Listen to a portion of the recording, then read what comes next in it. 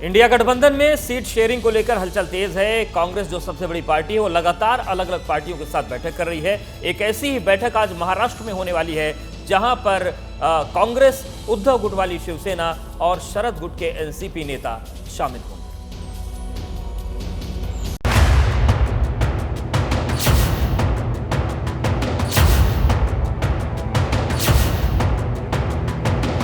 थोड़ी देर से ही इंडिया गठबंधन में सीट शेयरिंग की गाड़ी रफ्तार पकड़ने लगी है।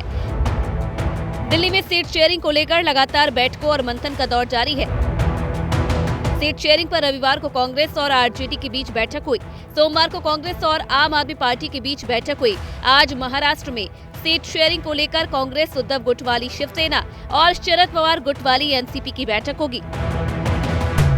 48 लोकसभा सीटों वाले महाराष्ट्र में सीधी लड़ाई है।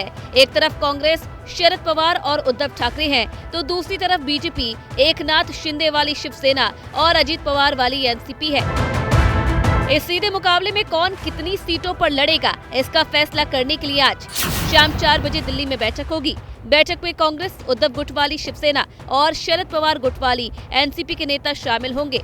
बैठक में उद्धव गुट की तरफ से संजय राउत और विनायक राउत शामिल होंगे। देखिए, 26 पार्टी का अलायंस है। 26 पार्टियों के ऐसे दल हैं जिसमें सिटिंग चीफ मिनिस्टर्स हैं, स्ट्रांग रीजनल पार्टीज हैं, स्ट्रांग रीजनल प्रेजेंस है, उनके आइडियाज में डिफरेंसेस हो सकते हैं, तो वो चर्चा का विषय है। मैं उम्मीद करती हूं कि जल्द से जल्द इस पर निर्णय लिया जाएगा और हम लोग सब मजबूती से देश के संविधान के लिए, देश की प्रजातंत्र के लिए, देश की जनता के लिए हम ये लड़ाई लड़ेंगे और उसमें विजयी होंगे।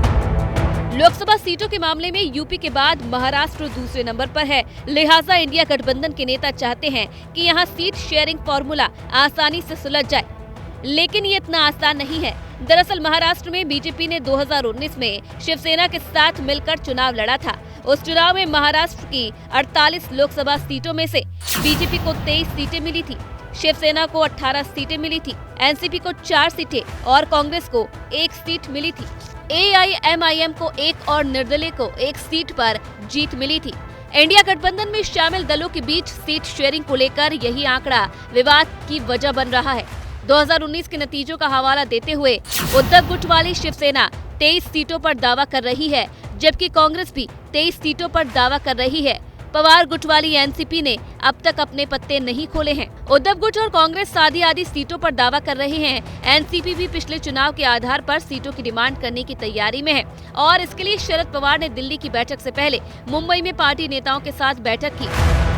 महाराष्ट्र की जो लोकसभा सीट एनसीपी लड़ना चाहती है, उन सीटों के ऊपर जो दावेदार है और उस सीट में जो राजनीति से जुड़े हुए जो संबंधित कार्यकर्ता है, उनसे पवार साहब ने लगभग 9-10 घंटे बातचीत की, ये जानने की कोशिश की कि नीचे तक क्या है। पवार साहब की एक आदत है कि हर चुनाव वो बहुत गंभीरता से लेते, वो लोकसभा का हो नहीं तो जिला परिषद का, पंचायत समिति का हो, वो चुनाव कभी भी हल्के में नहीं लेते। शिवसेना और एनसीपी में टूट के बाद महाराष्ट्र में कांग्रेस ज्यादा से ज्यादा सीटों पर लड़ना चाहती है।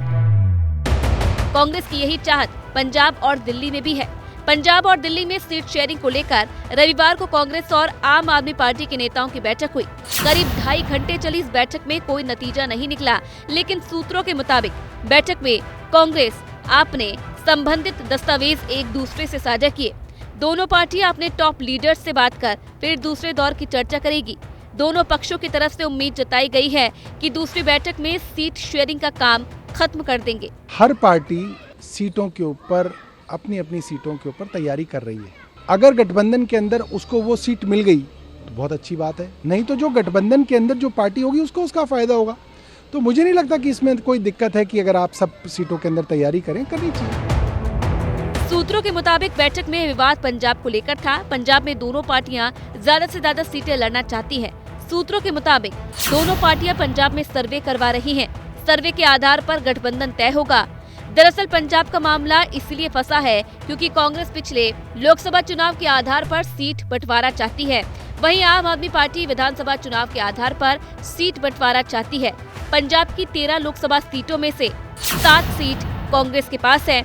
आम आदमी पार्टी का 1 सांसद है, बीजेपी के 2 सांसद हैं, अकाली दल के 2 और अकाली दल मान का 1 सांसद है। कांग्रेस पंजाब में आधी से ज्यादा सीटें चाहती है। ਇਹ ਹਾਈ ਕਮਾਂਡ ਤੈਅ ਕਰੇ, ਇਹ ਹਾਈ ਕਮਾਂਡ ਤੈਅ ਕਰੇ। ਜਦੋਂ ਕੁਰਸੀਆਂ ਲੈਣੇ ਹੋ, ਜਦੋਂ ਪਦ ਲੈਣੇ ਹੋ, ਅਹੁਦੇ ਲੈਣੇ ਹੋ, ਉਦੋਂ ਹਾਈ ਕਮਾਂਡ ਨਹੀਂ ਬਣਨੀ ਹੈ ਤੇ ਜਦੋਂ ਰਾਸ਼ਟਰ ਹਿੱਤ ਦੇ ਵਿੱਚ ਹਾਈ ਕਮਾਂਡ ਕੋਈ ਫੈਸਲਾ ਲੈਂਦੀ ਹੈ।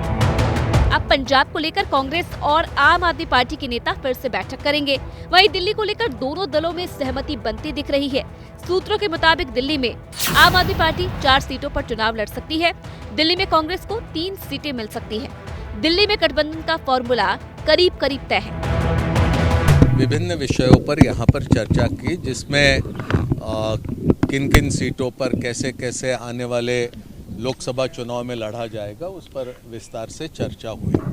चर्चा आगे में चलेगी और कुछ ही दिनों के बाद हम फिर मिलने का हमने फैसला किया है, जहां पर अंतिम रूप हमारे सीट शेयरिंग के संदर्भ में करने का प्रयास किया जाएगा।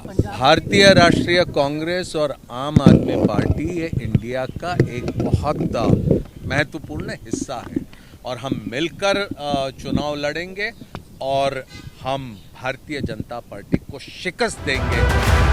यानी 2 बैठकों में इंडिया गठबंधन में सीट शेयरिंग की गाड़ी आगे बढ़ी है। अब नजर आज की बैठक पर है।